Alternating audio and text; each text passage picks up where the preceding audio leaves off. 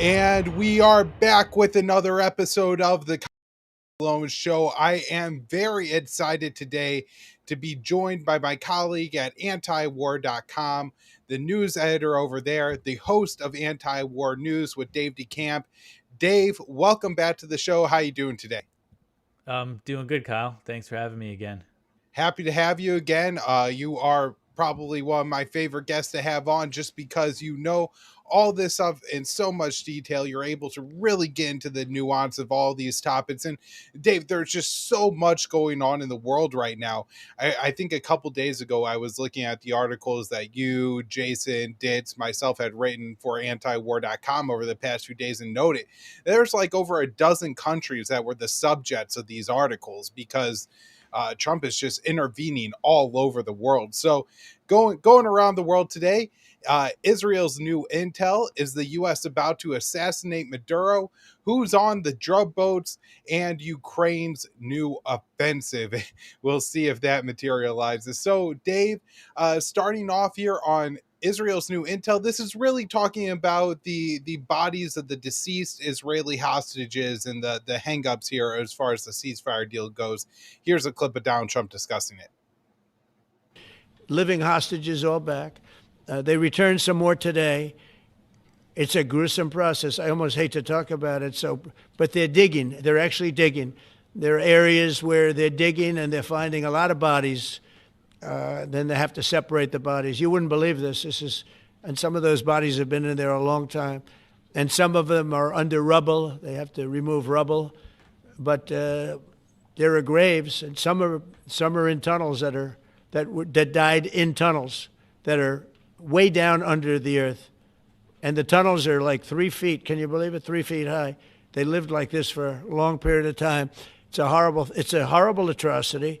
At the same time, we, meaning Israel, but I knew everything they were doing pretty much. I knew most of the things they were doing, but they've killed probably 70,000 of these people, Hamas. And I said, it's time now. So we'll see what happens. We'll also see what happens. Your next question is going to be the weapons. We want the weapons to be given up, sacrificed, and they've agreed to do it. Now they have to do it. And if they don't do it, we'll do it. So, Dave, I mean, what do you think about this? You know, these bodies seem to be the main issue, the main sticky point in any kind of deal at this point, right? Where Israel is claiming they're not returning enough bodies, and they're cutting the aid deliveries into Gaza. So, kind of what's going on here? Break it all down for us.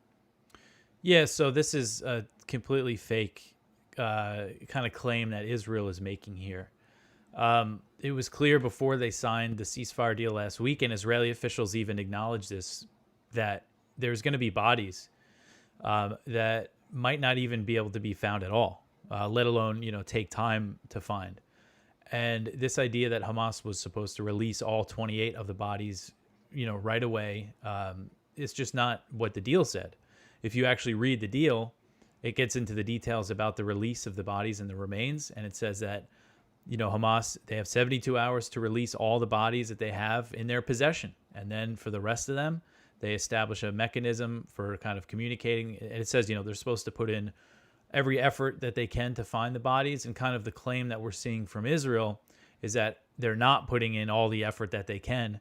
But actually, last night, we saw there was two senior Trump officials who spoke to reporters on background. They didn't use their names.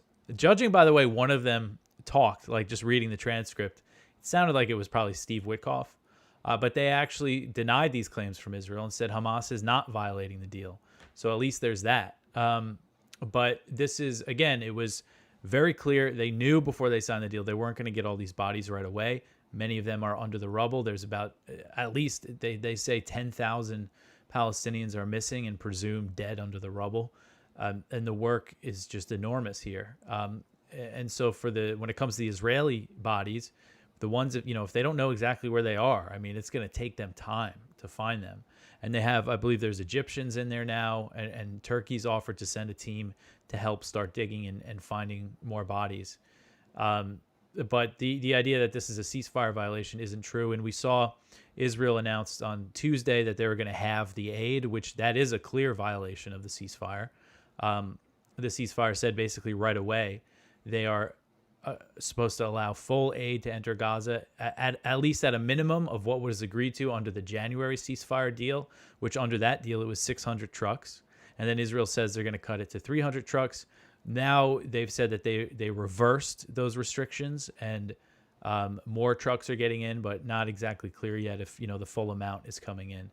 But it seems like the U.S., fortunately, when it comes to this this talking point we're seeing is not going along with the Israeli claims.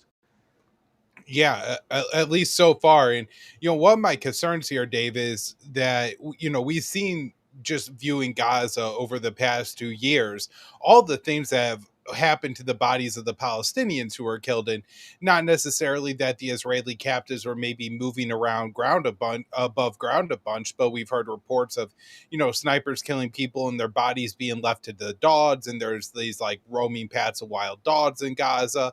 And so it seems like there's a lot of possibility that some of these bodies are not just like buried beneath a tunnel, but maybe effectively lost. And another problem that somebody had brought up is that if these bodies have been in these tunnels for 18 months, maybe 2 years, we know at the beginning of this onslaught, Israel was dropping multiple bunker busting bombs in a single area, knowing that would create a poison gas and go down in the tunnels. And I believe there was even the mother of one of the Israeli captives had tried to put on her son's tombstone that he was actually killed with some of this gas. And so if you think about, maybe there's like six Palestinian captives to every one hostage or something like that, or not captives, Hamas militants, right, guarding the hostages in the tunnel. They're all killed by this poison gas. Well, after a year or so, I'm sure all the bodies are relatively indistinguishable, right? There's no easy way to determine who is who. I mean, this is probably going to require like some DNA testing and real effort to figure out who is actually the Israeli captive and who's not. And so, I mean, what happens if the Palestinians say can only turn up 10 or 15 bodies of Israeli captives? Well, this is something Israel expected. I mean, going back, there was a report in CNN last week that cited Israeli officials who said that there may be as many as 15 bodies that they can't find. But one thing that's concerning about all this is that we're starting to see the hostages and missing families forum. They're the hostage families who have been very active politically in Israel. They've been one of the biggest forces within Israel pushing for a ceasefire deal. Well, now that they're not getting all the bodies, they are calling for Israel basically to violate the ceasefire until they get the bodies back. So that's kind of concerning because, there's a way I think that this deal, now that they got the living hostages back, could effectively end a lot of the domestic opposition to Israeli military operations in Gaza. So yeah, there's a lot of variables here. And I know at least one, as you said, it's tough for them to identify. So in one of the batches, Hamas so far has given Israel 9 of these bodies. They sent 10 in, but one of them was actually, according to Israeli media, a Palestinian who was used by the IDF as a human shield. That's what Israeli media reported. So they gave them one wrong body, but this is going to happen. But this is something that, we're definitely going to see people try to use to completely break the ceasefire deal. Yeah, absolutely. I think important times of Israel actually that said Israel thought that Hamas only knew where the location of 14 to 18 bodies were. Not even that they could get there, right? They could be buried in a tunnel. They know that the bodies down that tunnel somewhere, but that doesn't necessarily mean they have the heavy equipment needed. Or even if they do, it could take months and months and months, right? It's not as simple as just removing the rubble, because sometimes that's going to create like another collapse. And so it could be a very complicated, long process to get these bodies out. Dave, I just kind of was wondering your overall assessment of the ceasefire. How strong do you think it is right now? I read a headline at the Quincy Institute today. The article, I think by Connor Eccles, said that the ceasefire was hanging by a thread at this point. Yeah, I mean, I think it's very fragile. because the problem with this deal is that, Trump released that big 20-point ceasefire plan, but that's not what this is based on. It's not like Israel and Hamas agreed to every single point and they're carrying it out. What they signed was an initial first phase of a ceasefire, which involved basically what we've seen so far: Israeli troops pulling back a little bit, Hamas releasing all the hostages, and then this attempt to get the bodies, and aid being allowed in. But again, as we've seen, it does not look like aid has gotten to the full level yet. And there's just so many questions about implementing this thing in the long term. I do think that this is probably going to hold the way it is, probably for a little while at least. We're seeing Palestinians getting killed by the IDF just about every day now. Just today, there was 3 killed at least. We don't know the exact circumstances here because these deaths get very little attention. I think even Hamas doesn't want to bring much attention to them because they're hoping that this deal continues and that, it goes through further. But what we're left with here is like an Israeli occupation of Gaza. They control and occupy more than 50% of the territory. There's still no like real relief. Yeah, they're getting more food into Gaza, but I mean, look at the pictures. I mean, the devastation is just unbelievable. And one thing I've been saying is I think a real indication of like how this is going to go, if it's going to last for a while, if this is going to turn into real peace, is if we start seeing them really let in mobile homes and structures that these people in Gaza could live in, and construction equipment and real efforts to clear the rubble and make the place more livable. If we start seeing that, because that's something that they blocked during the first ceasefire, was the trailers and things. I think they might have let like very few in, but then they blocked it, and that was a violation of the first ceasefire deal. So I think that's a good indicator. And so far, we've seen them playing all sorts of games with the aid, which isn't good. So last question here, Dave. It seems to me that this is so far, the deal is actually much more similar to the January agreement that Trump pushed through than the 20-point framework that he rolled out. And so far, to me, that this has a lot of feeling and a lot of reporting and a lot of facts coming out very similar to that January agreement, where you immediately have the deal. Israel is already saying that Hamas is violating it. They're not doing enough. They're not turning over enough captives. They are cutting back on the aid deliveries. They're not letting in the major aid deliveries. And that lasted, what, 2.5 months before Israel went back to war in Gaza. So I guess, what do you think of the comparison? Do you think we see something similar play out here? Yeah, I mean, I think there's a good chance. It's impossible to predict these things. The one reason I'm trying to be optimistic is I didn't see this deal coming, like before Netanyahu's trip to the White House. I mean, we saw reports about it, but for a while, for months, we would see these reports that, a ceasefire deal's coming. Trump would say something like, oh, yeah, I think we're going to have a deal soon. And then, Israel would just escalate in Gaza. So this kind of, but then this happened. So, we don't know exactly what's going to happen in the future. I think there's a chance that this could kind of last for a long time, just kind of this status quo of this Israeli occupation of Gaza. But, as you said, there are a lot of similarities here. They're claiming Hamas is violating it.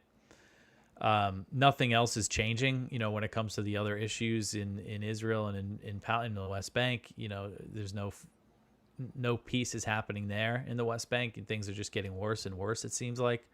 And Trump isn't imposing any sort of consequences on Israel. They're still getting all the military aid. Today they bombed southern Lebanon pretty heavily. So nothing is like, it's kind of just, we have like a de-escalation deal in Gaza at the moment. Yeah. Dave, I said last question, but one more real quick. You said you didn't see this deal coming. Why do you think it ended up getting done then? It's a good question.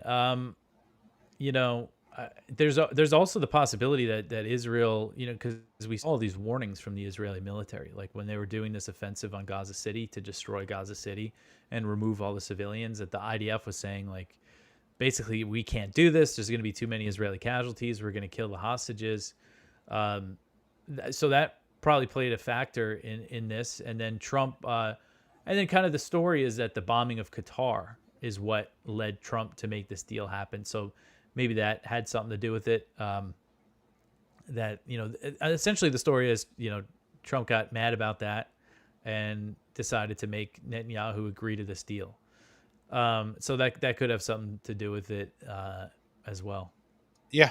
Unfortunately, Dave, I just don't think that Trump is going to put the pressure on Netanyahu that he needs to eventually. I think Netanyahu is going to feel like his political career, maybe his freedom, his life out of jail is dependent on getting this war restarted again, making sure he remains prime minister. And at some point, Trump is not only going to have to stand up to Netanyahu, but to his one of his biggest donors, Miriam Adelson, and to the Israel lobby here in the United States and say, like, no, I'm not doing this, and I will cut off military aid to Israel if they go through with it. And I don't see any indication of that. Now, Dave, there is another very major story going on here that for some reason, it just doesn't seem to be gaining enough attention. And maybe it's because it seems so stupid that it's unbelievable that the U.S. would launch a regime change war in Venezuela. But we have these reports that Trump has authorized the CIA to go in and conduct lethal operations against the Venezuelan government. I want to play this clip of Trump talking about it, then get your thoughts. The CIA to go into Venezuela. And is there more information you can share about these strikes on the alleged? Well, I can't do that, but I authorize for two reasons, really.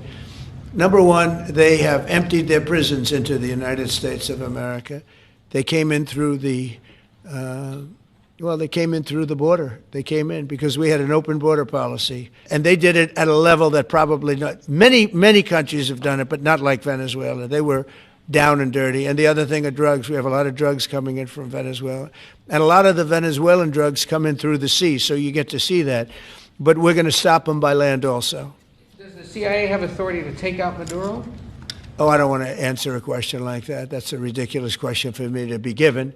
Not really a ridiculous question, but wouldn't it be a ridiculous question for me to answer? So, Dave, we had this big report in the New York Times yesterday that the U.S. has authorized lethal CIA operations in Venezuela. What the hell is going on here? Yeah, so, I mean, Trump basically, he did confirm it there, that he did authorize these operations. Now, he didn't answer the specific question about Maduro, but the report did say specifically action against Maduro and his government, lethal operations.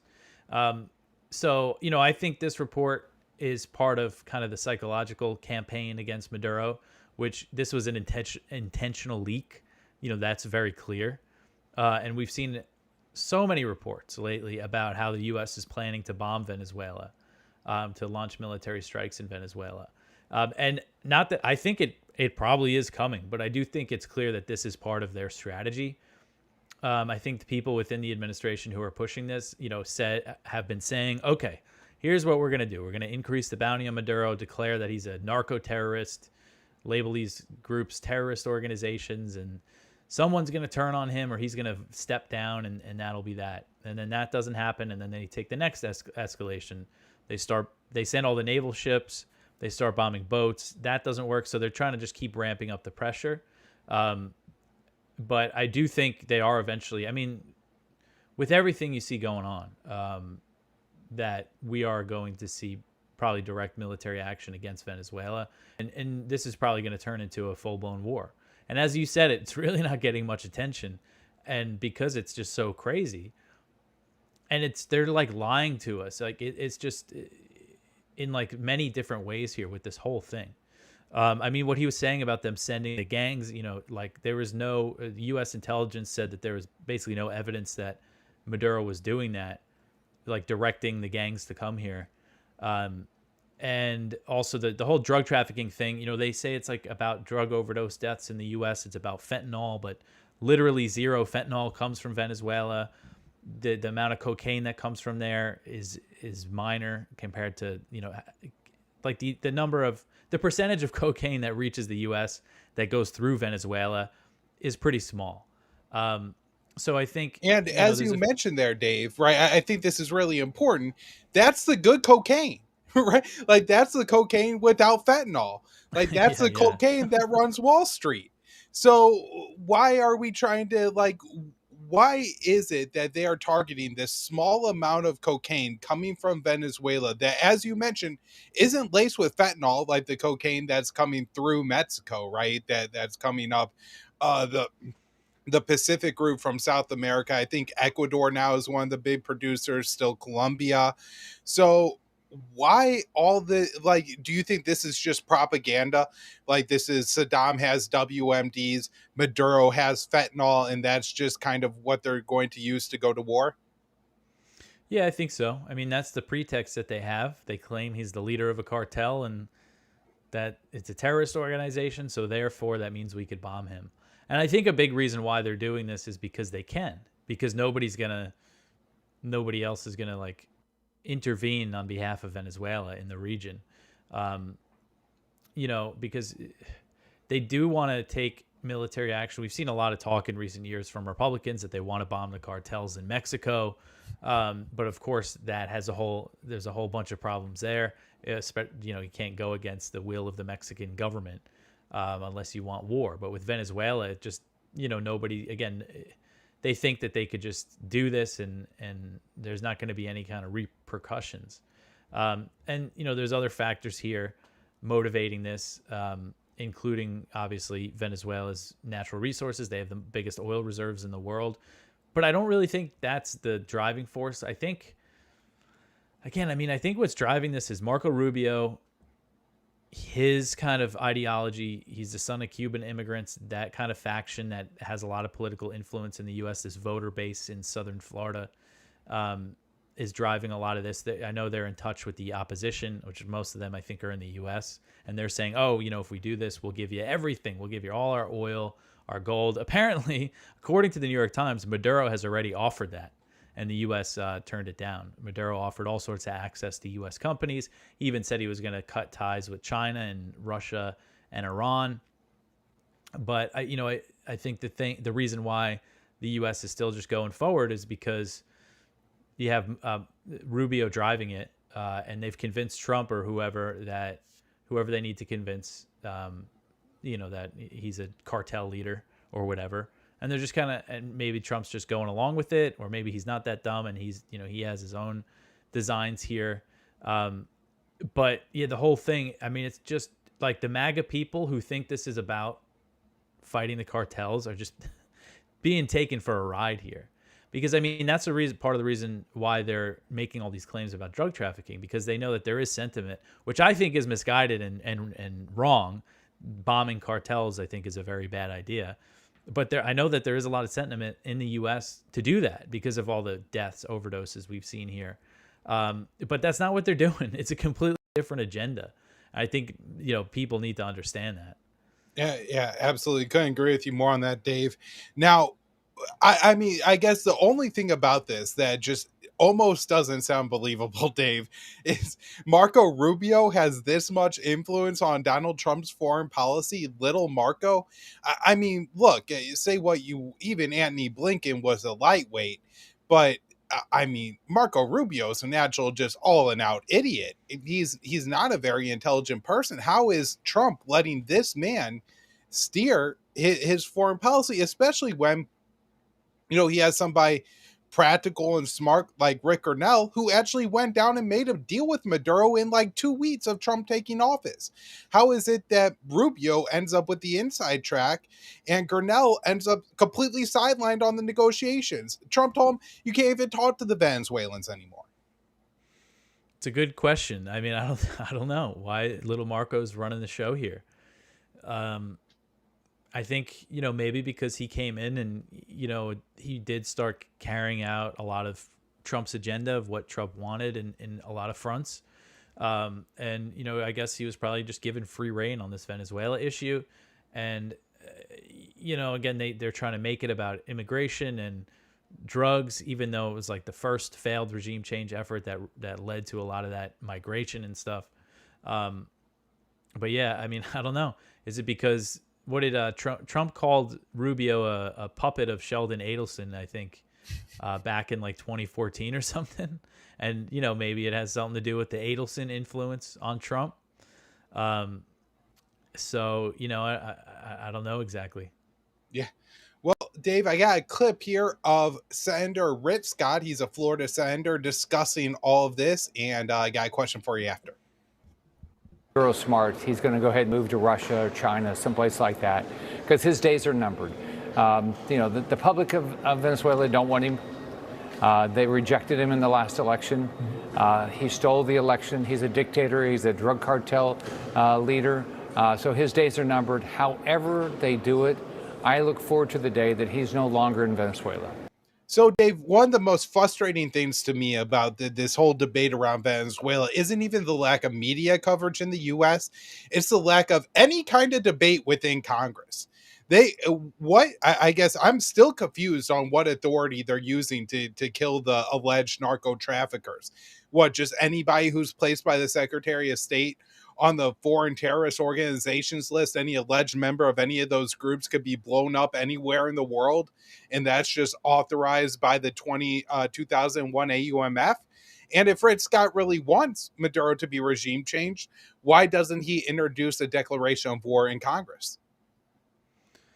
Well, I mean, they don't want to have this debate. Their argument is that they have all the authority they need. That Trump, they claim it's self-defense. I mean, it's completely absurd. Completely absurd. I mean, the legal ground that they're trying to do this on, they claim it's self-defense because drug shipments kill Americans. And then they're using that to justify potentially targeting Maduro. And they don't want to vote. They don't want to debate. They don't want to vote on it. You know, they just want to do it. And it is crazy, like, how there is just no debate. Like, there's no, like, you would think if we're marching toward a war with a country, people in Congress would call some kind of special session, debate this, and say, okay, do we really want regime change in Venezuela? The sad truth is that a lot of members, most of Congress probably would go along with it, which is unfortunate. But the fact that they just don't even try, like, they don't even try to have a modicum of legal, like, real legal authority here. You know, they said there was a report in AP that said during some hearing, senators were asking the Pentagon, it was the Pentagon's top lawyer, you know, where's the evidence that these people you're killing in these boats are drug traffickers? And he had nothing. He pointed to the videos that Trump has been releasing, those grainy videos of boats blowing up from, you know, we can't see anything. So, you know, it's just completely absurd that they're just doing this. And, you know, it's kind of similar with the war with Iran. I mean, there was no real big effort at propaganda there besides the claims from Netanyahu that were, like, it was just so obviously BS, yet they were able to do it anyway. So it's kind of depressing in a way. Yeah. We have a ton of people listening live right now, well over 1,300 people on Ets and YouTube. So if everybody listening can head on over to YouTube, subscribe to the show, let us know that you subscribed in the chat and that you're listening. We appreciate it. If you're just on Ets, give us a repost, like the stream, help us out, help us get there to a few more people. Now, Dave, before I let you go today, I have one more clip I want to play for you. I want to skip the drug boats clip and go right to Trump talking about Ukraine going on the offensive. Tomahawks for Ukraine. Are you considering other options, and will you speak with Vladimir Putin? No, we're looking at other options. We are. President Zelensky's coming in. I'm not a fan of the war. I'm not a fan of the way it started. It should have never happened. It wouldn't have started if I were president. I mean, they want to go offensive. I'll make a determination on that, but they would like to go offensive. You know that, and we'll have to make a determination. So, Dave, are we looking at a new Ukrainian offensive coming up? What the hell is Trump talking about here? Yeah, I mean, that's what it sounds like. But then today we saw Trump actually called Putin, and he said that they're going to meet again in Budapest to discuss ending the war in Ukraine. So, I mean, hopefully that leads to something there.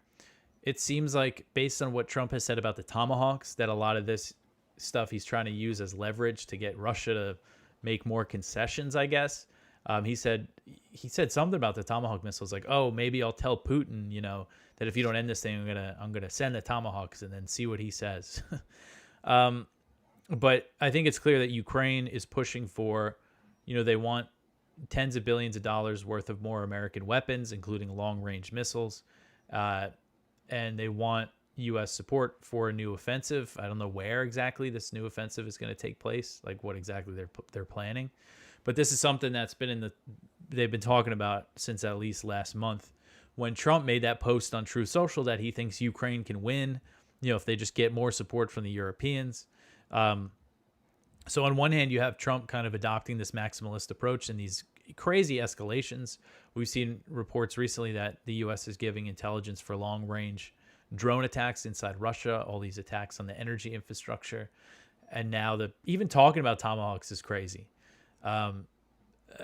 So, you have him adopting those things on the one hand. Then on the other hand, you see he's not given up on the diplomacy with Russia just yet.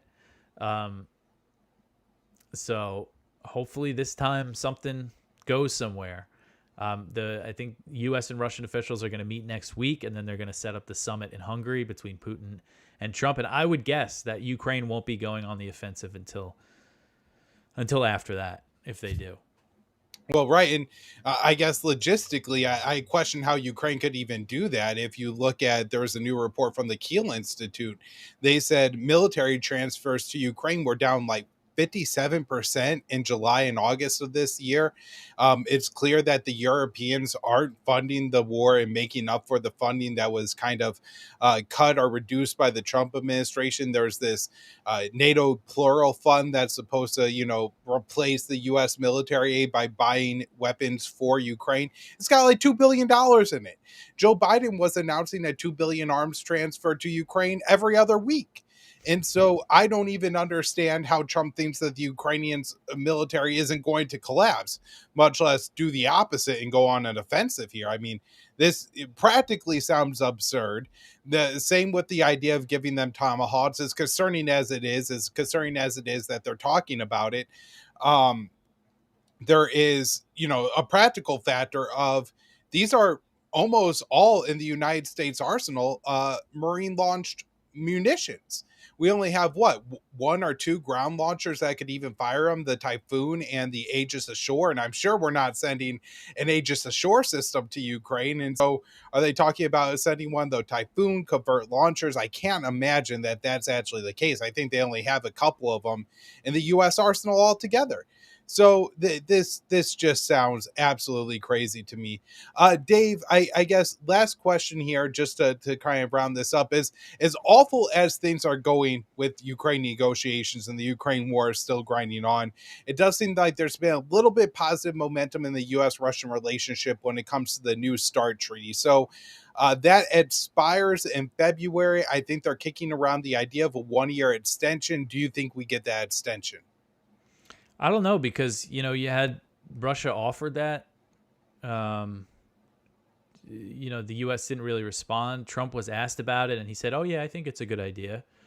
But as far as I'm aware, and, Russia hasn't received like a formal response that there hasn't been any negotiations about it. So who knows? I mean, that's the thing with Trump. Like, he came in, he's like, oh, we should just get rid of nuclear weapons. Let's cut our military budget in half. And then he pushes for the over $1 trillion budget. He announces this huge air defense program. And, so who knows, if he's really serious about that. But I mean, hopefully maybe some of these talks on Ukraine are going to involve that. Because, I mean, if they let New START lapse without a replacement, I mean, then there's just no caps on U.S. and Russian nuclear weapons at all. Absolutely terrifying scenario there. Everybody, DaveDeCamp, check him out. He's at DeCamp Dave on X. His YouTube show, his daily podcast is Anti-War News with DaveDeCamp.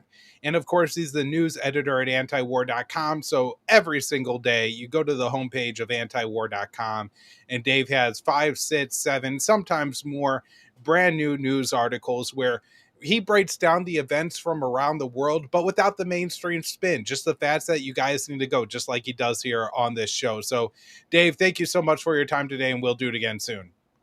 Thanks, Kyle.